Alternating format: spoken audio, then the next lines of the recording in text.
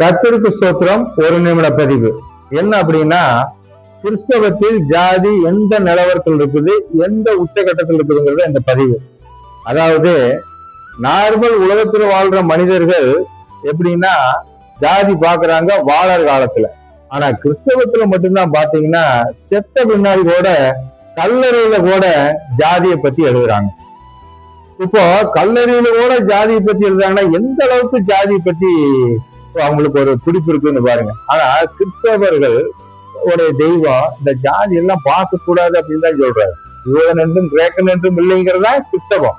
ஆனா இந்த மக்கள் என்னன்னா ஜாதியை எந்த அளவுக்கு ஒரு கல்லறையில் கூட பேர் எழுதுற அளவுக்கு போயிடுறாங்க.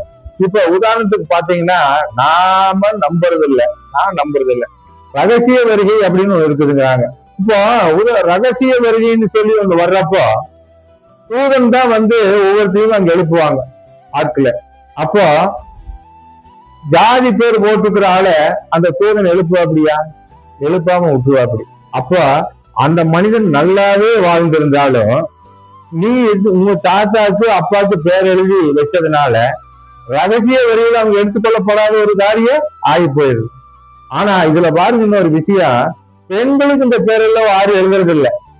பெண்களுக்கு ஜாதி பேர் எழுதுறது. அதனால ரகசிய வரியும் ஒண்ணு இருக்குமானா பெண்கள் பூரா மேல போயிடுவாங்க, ஆண்கள் பூரா மொத்தமா காலி ஆயிடுவாங்க. இது எதுக்குன்னு ஒரு உதாரணத்தை சொல்றேன். அதனால இந்த ரகசிய வருகை அப்படின்னு இருக்குதுங்கிறத பத்தி அதை விட இந்த கல்லறையில் கூட ஜாதி எழுதிட்டு நம்மளை நாமே ரொம்ப கேவலப்படுத்திக்கிறோம். இந்த லெவலுக்கு இருக்கக்கூடாது.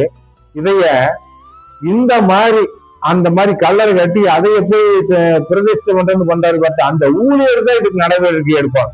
இந்த மாதிரியே எழுதி இருந்தா நானு வரமாட்டேன். அதுல என்னன்னா மண்ணில் எத்தனாம் தேதி விண்ணில் எத்தனாம் தேதின்னு போடுறாங்க. ஜாதி பேர் போட்டீங்கன்னா விண்ணில் கிடையவே கிடையாது, மொத்தமா மண்ணில் தான். ஆமென்.